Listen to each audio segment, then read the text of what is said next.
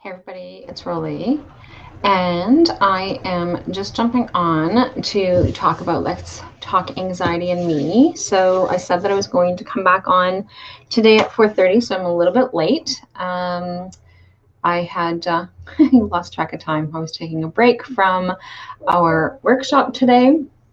So we had the Healing Journey Circle, and so I was taking a break and I was just getting some potatoes mashed up to be able to make some shepherd's pie because that's what we're having for dinner. And I lost track of time. So that's where it's at. So I'm here now, but I guess Facebook deleted the last reminder thing. So I'm jumping back on now. Oh, there we go. It's apparently working now. So that's what I was checking. That's what I was checking. So I wanted to be able to come on and talk the last little bit, and because I said I was going to share some different things to be able to do, that you can actually use for anxiety and stuff as well. And so I,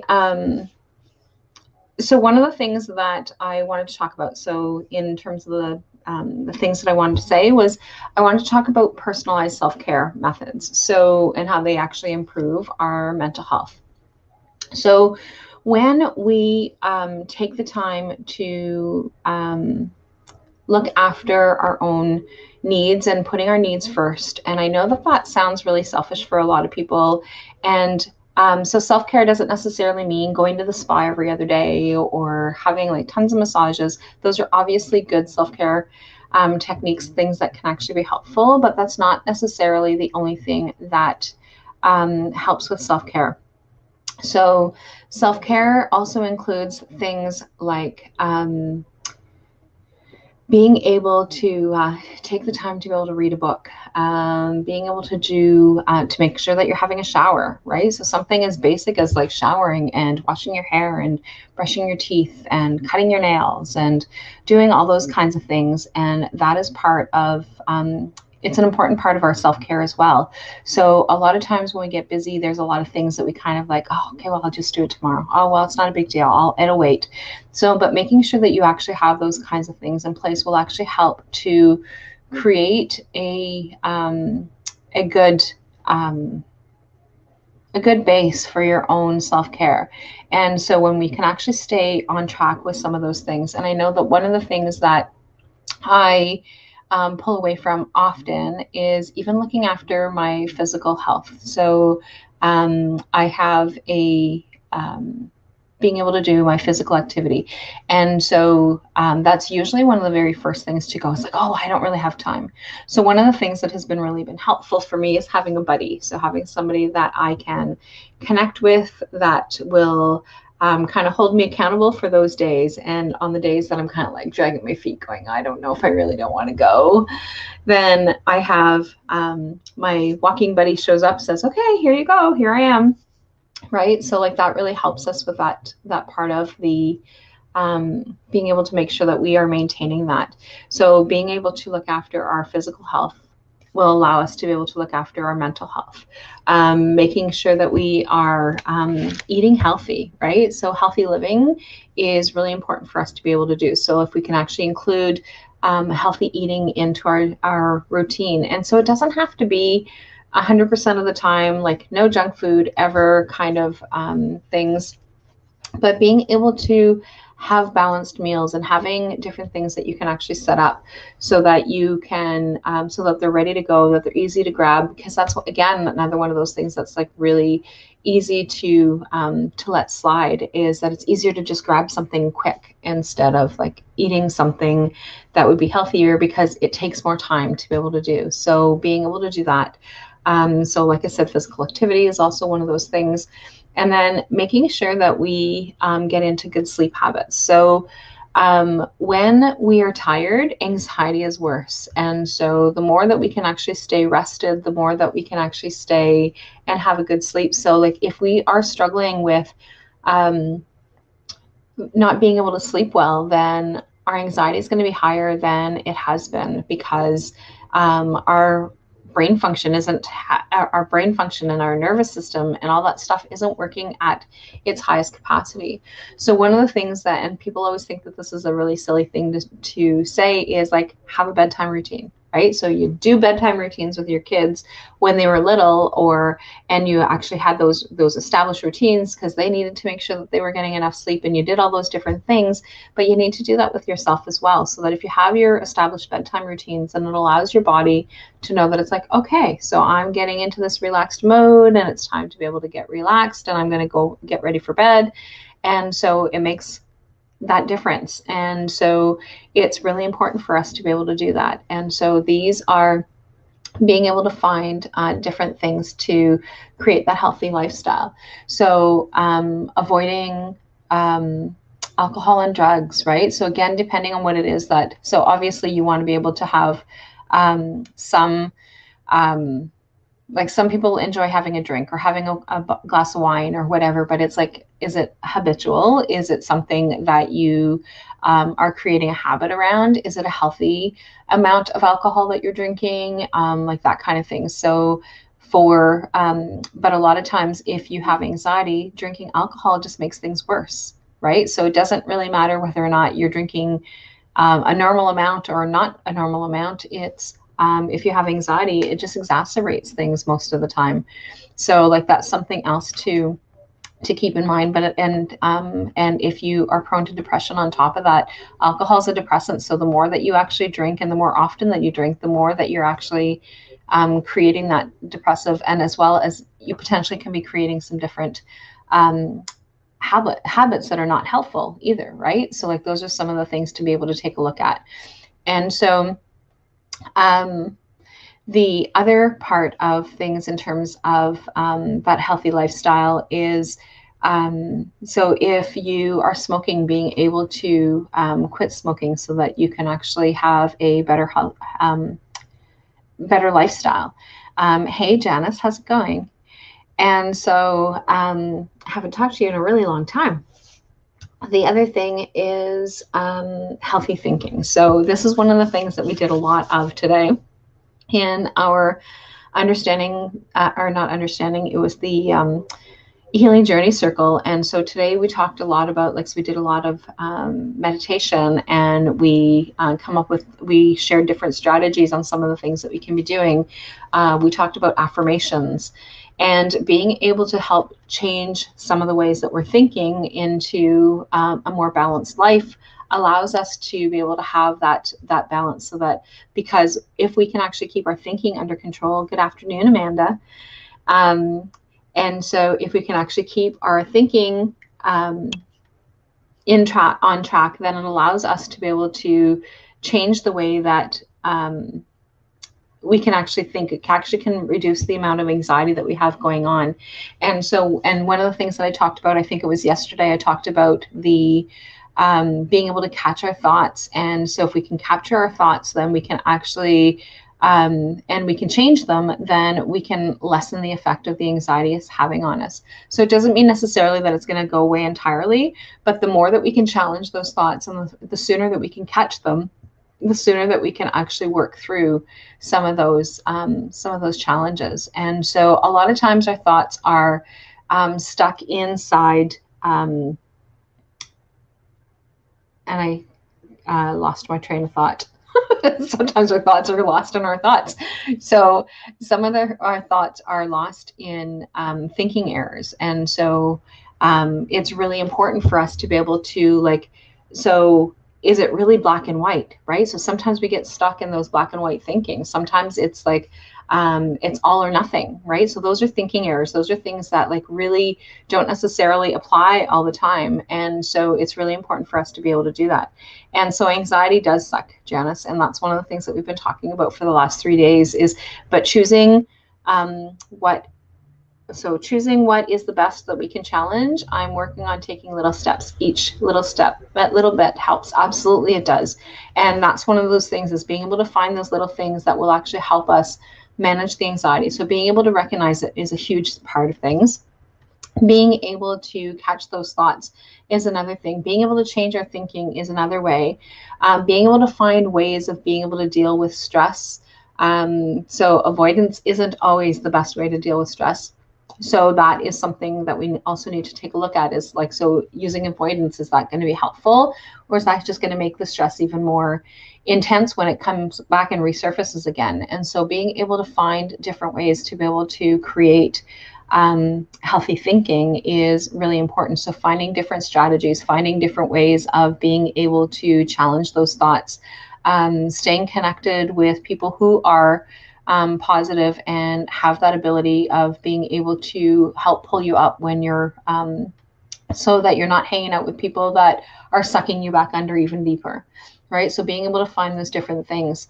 And so the other thing is being able to manage problems, right? So problem solving, there's always a solution. So no matter what the problem is, there's always a solution. We sometimes don't actually see what the problem is. Sometimes we need to get together with somebody and just do some brainstorming, right? So just put it all out there, see what it is that's going to come up, and then you pick one of those things and you actually move forward. And that's what the whole technique with brainstorming is. And when you're doing the brainstorming, being able to do it with somebody else is really helpful as well. And then whatever ideas that you actually have, then you put them out there, and then you go back through the list and say, okay, so yeah, that's definitely doable. Yeah, no, that's not doable. And being able to give one of those things a shot, right? Because when you're just brainstorming, different ideas will come up, and some of them are just really out to lunch, and some of them are really not going to be effective. But you don't shoot down any ideas when you're actually doing the brainstorming part. You just kind of throw them out there, see what it is that's going to happen. And then from there, you figure, okay, now out of these ones that are here, 5 of them potentially could work. I may have tried them before, but give them a chance again, depending on what the circumstances are. But it's really important for you to be able to have a different outlook on what those issues are, so that you can actually have that kind of going forward. Right. So the other part of things is, in terms of dealing with anxiety, is being able to find fun and relaxing things to do. So things that you enjoy doing is going to be really helpful. So doing a puzzle for me is not relaxing. That is like painstakingly challenging and boring, and I really don't like doing puzzles.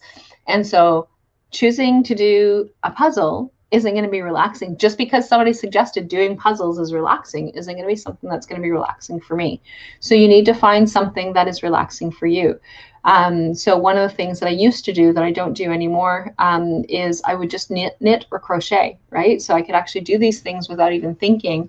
And so, and a lot of times when you see people that are crocheting and knitting, they're like not even watching what it is that they're doing. They're just kind of going with it because it's become habit, and they're able to go and do the different things without even, so they're watching TV still and they're doing whatever. And so they can continue to do those things. And so when I used to, that was something that I was able to do without any problem. Now, if I'm doing them because it's been so long, I have to like watch each hook and see where it is that it's going. But it's one of the things that we can do if we actually take that time. But finding fun, we need to have fun in our lives. And when we are feeling anxious, a lot of times we stay away from the fun because it is too fearful. We become afraid of being able to just let loose and have fun.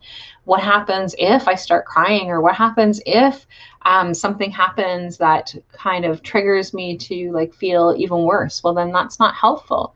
So what you need to do is find those things that you used to enjoy doing. Find those things and make yourself go out and have some fun. Go and play in the snow if that is something that you think is fun.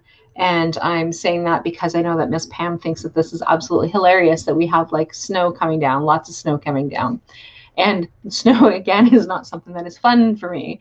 But like if that is something that you enjoy and that you have fun with, being able to go out and do those things. One of the things that I really enjoy doing is being able to hang out with little kids, because then we can do silly, goofy things. And it's okay for us to do silly, goofy things because they're not going to judge the silly, goofy things, because they're going to think that the silly, goofy things is fun. Whereas if you go to do some of those things with an adult, they think, what do you think you're doing? Like, you're kind of weird, aren't you? But being able to do those kinds of things. So I enjoy being able to do things with kids. So because I get to go and tap into that inner self and have some fun. But also spending some time with friends, right? So it's important for us to not be alone. And especially when we're like having those bad moments. Like one of the things that happens is when we're having a bad time, a lot of times we retreat to ourselves. And like, that's the worst thing that we can do when we're feeling anxious. That is the is the thing that is probably the most challenging and the most difficult for us to be able to do when we actually start pulling out our when we start taking time away from ourselves. So it's really important for us to make sure that we are spending time with family, that we are doing some of the things that are relaxing, doing things like mindfulness and visualization and deep breathing. And a lot of times I hear people say, yeah, well, I've tried that and it's too hard. And yeah, it is at first, because our brains are going a mile a minute, and for us to be able to slow things down so that we can actually bring things into the present is really challenging. But you start with a little bit at a time. You don't try and do 45 minutes. You don't try and do like 2 hours. You're just starting off with doing 5 minutes, if you can even do that much, right? So if you need to start with 2 minutes, then that is better than nothing, right? So just being able to stay in those moments and just being able to stay into that focus. But the one thing is always about being able to go into our breath. So I always take people back into their breath, because if you can actually get yourself back into noticing how your lungs are moving, it slows you down, because you notice what it is that's going on. So you start focusing on your breath. So then you start having this motion of in and out, in and out. And then when you start to pay attention to where is that air coming in, is it coming in at the top part of your chest, or is it coming into the sides? And then it's like, okay, so I'm breathing. Okay, so now I'm breathing further into my sides. I'm not just into my chest. Okay, so I'm breathing into my chest, and then breathing into your belly, right? So being able to like breathe into that belly allows all that kinds of things, those kinds of things to be able to happen. It brings things down, it slows things down, but just bringing your awareness away from whatever it is that you're feeling anxious about is one of the fastest strategies of being able to bring yourself back to right now. So when we actually focus on something else, our brains can't do two things at once. So it can't stay focused on the anxiety when we have going to focus on something else. So when we focus on our breath, or when we focus on what is going on in the room. So like, what are some of the things that are going on? So if we're in a panic attack, for example, when you start calling it out loud, right? So it's like, okay, so 5 things in the room: a calendar, a lamp, a book, a bottle, a glass, a camera, right? So then it's like, I have to focus my attention. So now it's like, okay, so now what is it that I hear? Okay, I hear the humming of the computer. I can hear the vehicles going by on the side of the road. I can hear the conversation in the other room. So like, there's all these different things that are happening that if you're bringing your awareness to whatever it is that's happening, you can bring yourself back into that stable position. So Jana says, depends on the adult. I'm all about goofy. Yeah, you're right. That would be. It all depends on the adult. So I can definitely let loose when I'm around kids. So like that's really helpful for me. So, but there's a lot of different strategies and a lot of different things that we can do to be able to bring in into the breathing. And so not into the breathing, into being able to relax into the breathing. So yeah, that definitely helps. But just being able to like kind of get ourselves back into that space allows us to be able to connect with slowing things down. And that's the whole point with anxiety, is being able to slow things down. If we can slow things down, then it's a lot easier for us to be able to manage things. Because if we can bring ourselves into our breath, if we can bring ourselves back into our bodies, then we can slow things down. When we stay in our heads or in the anxious space and stay in that upper breathing and in that panic mode, then it's harder for us to be able to bring ourselves back down. And so the sooner that we can actually bring ourselves back into our body. So on the day one, when I actually shared about this anxiety stuff, when I was talking about it for on the first day, and one of the things that I was talking about was like, oh my God, like I'm feeling really anxious. I don't know where it is that I was coming from.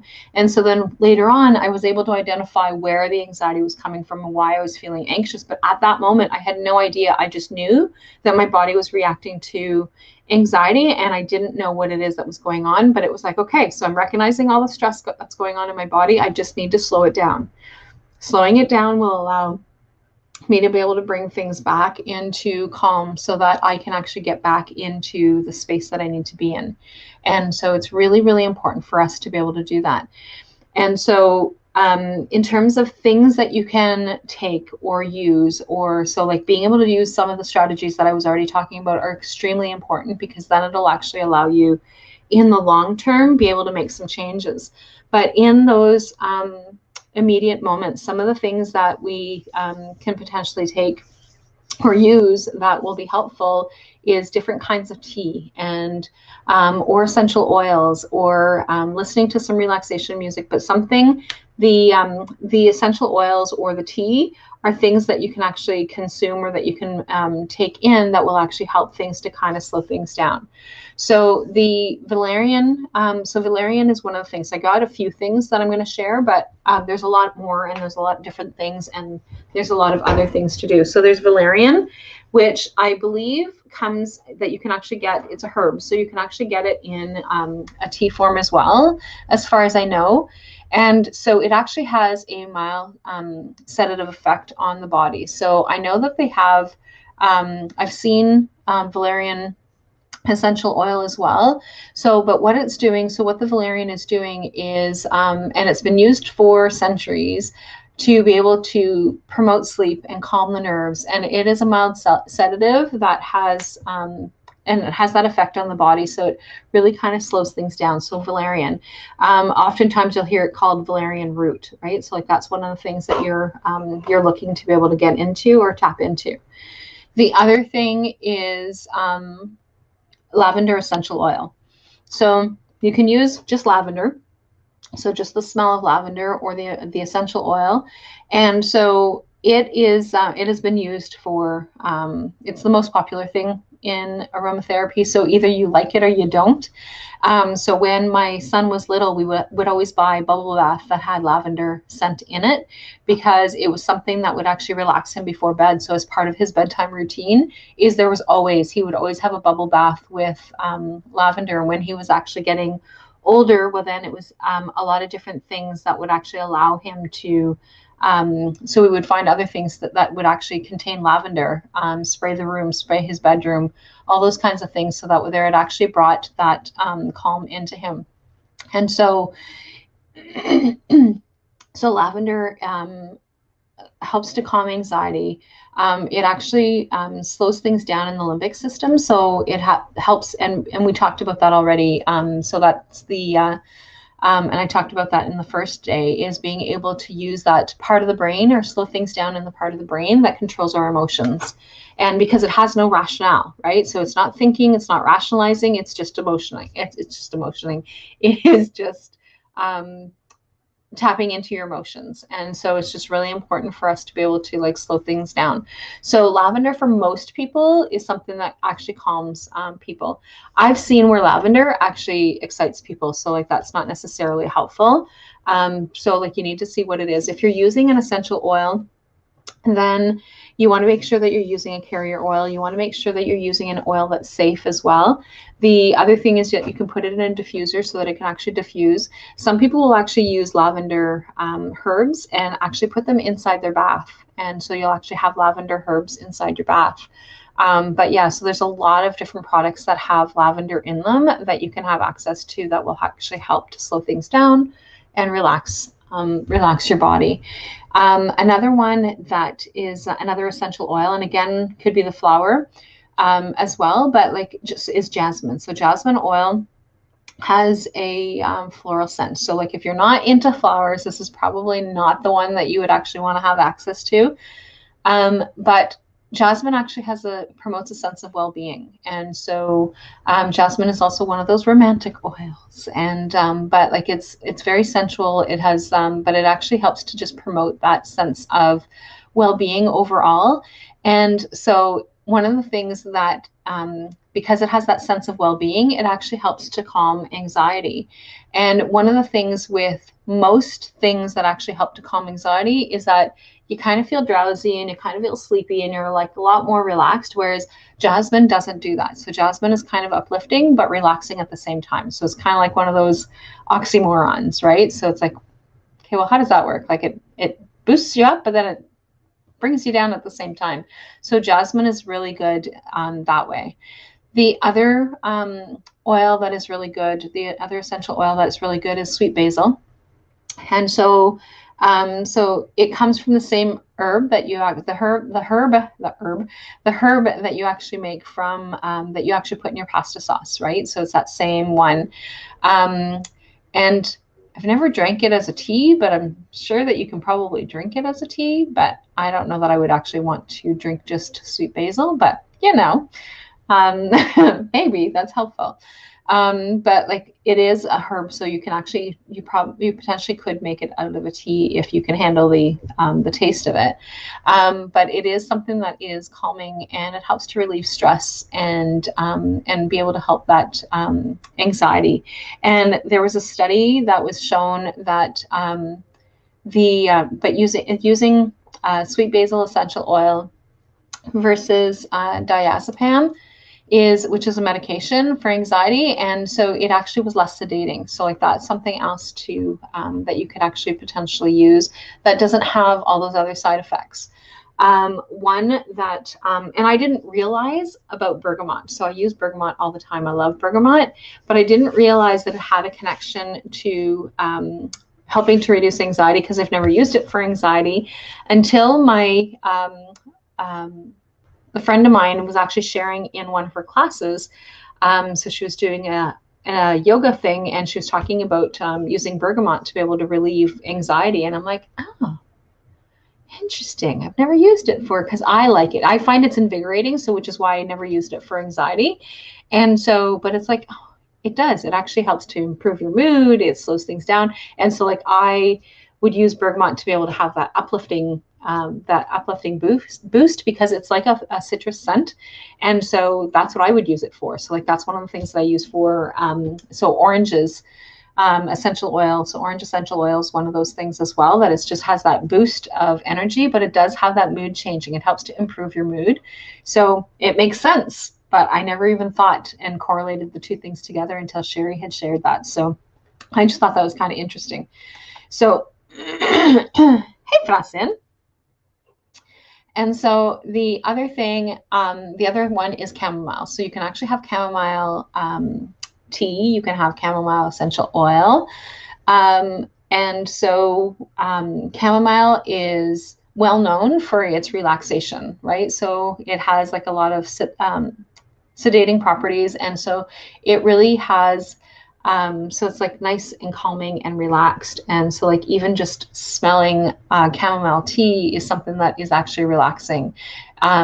Using it for anxiety helps to kind of slow things down so that you're not having to, that it's not so intense. And so it's often recommended, and I would recommend it often with my clients, is for dealing with, so people that had generalized anxiety, is that because it's one of the ones that doesn't seem to have, or at least I haven't heard or found any evidence that shows that if you're taking medication for anxiety that it has any kind of interaction.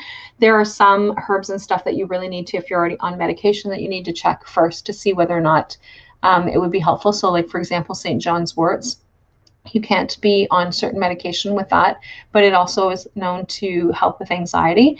And so just, but yeah, so like the chamomile tea is something that I would strongly suggest to many of my clients. So if you can actually get through the flowery taste, now I can actually drink chamomile tea. For a long time, I couldn't drink chamomile tea. It was just too flowery for me and I had trouble drinking it, but it's something that you can actually do. And so again, it comes in the form of essential oil, so you can actually use that as well. And another one is rose. And so rose is something else. Rose is expensive, however, so like same as when you buy roses, like they're more expensive than most flowers. And because they're extracted from the rose petals, and it takes a lot of rose petals to be able to make essential oil. So, but it has like a very floral scent. So it's very relaxing to all of the senses. So it actually reduces your anxiety. So it relaxes you, but it's also uplifting. It's got like this combination of things. So something like jasmine, where it's got like these kind of things that it's like, oh, romantic, loving, kind, all that kind of stuff. And then I'm getting tired, as you can see with all my movements. But being able to, so one of the things that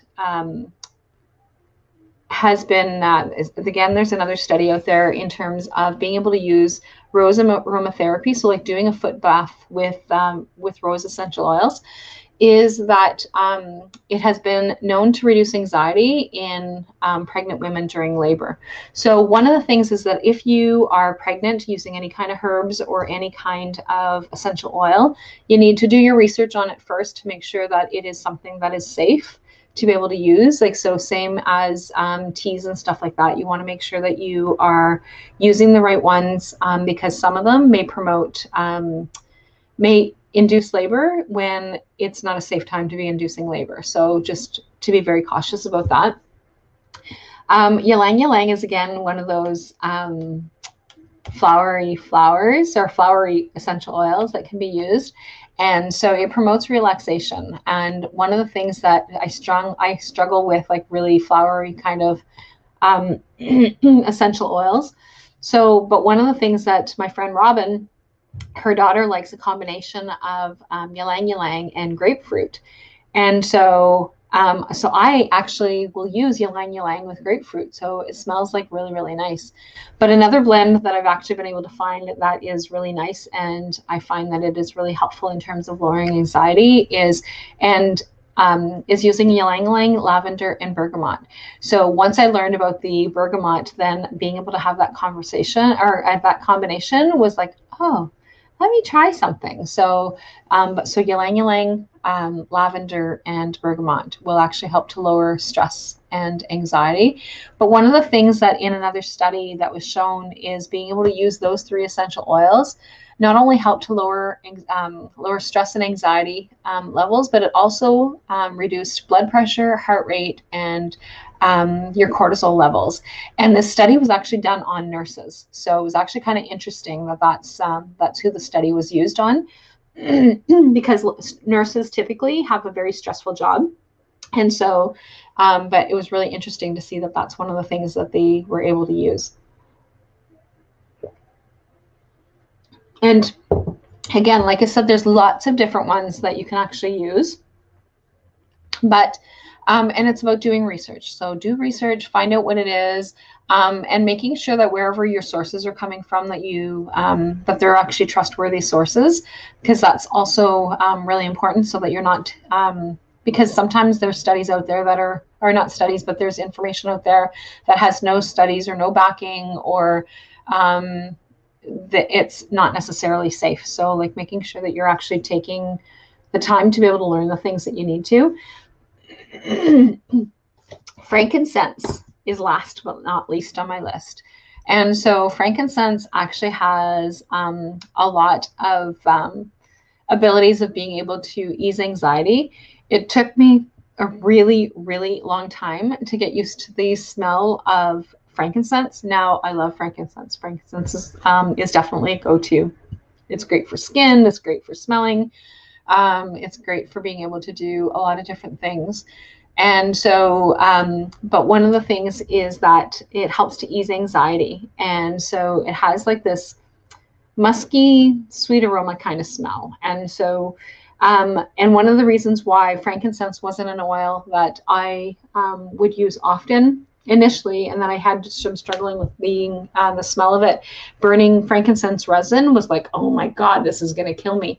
But one of the things that I kind of correlated is that frankincense took me to church, where, because they burn frankincense in the resin burner during a funeral. And so that's kind of like, oh, that's why. But I pushed through the smell and I pushed through the part of it. And so now I love frankincense.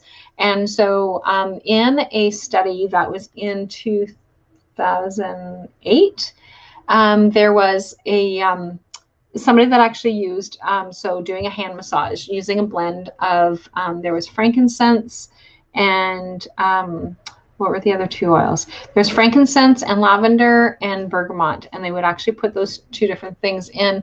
And with this study, it actually helped to improve anxiety and depression and pain in people with terminal cancer. So like that's kind of really interesting. So a lot of times you'll actually hear people say that there's like all these natural remedies will actually cure cancer, that kind of thing. Maybe not. But it's just really important, again, for you to be able to do your own research. But it's also to take what you need and leave the rest. The other thing is being able to use different crystals. And so my go-to is amethyst, but I will often hear people say that amethyst potentially could be increasing your dreams and keep you from sleeping at night. It doesn't do that to me.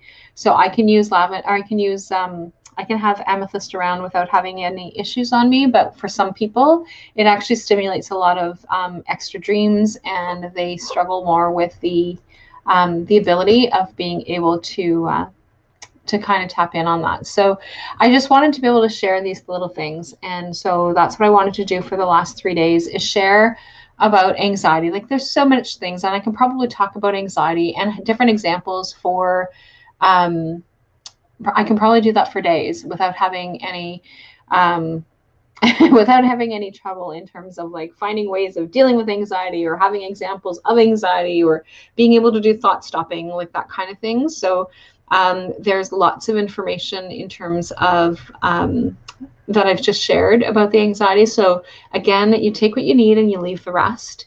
And so one of the things, like I said, so Soulful Life Hacks closes on Monday, and Soulful Life Hacks is my membership that opens up quarterly.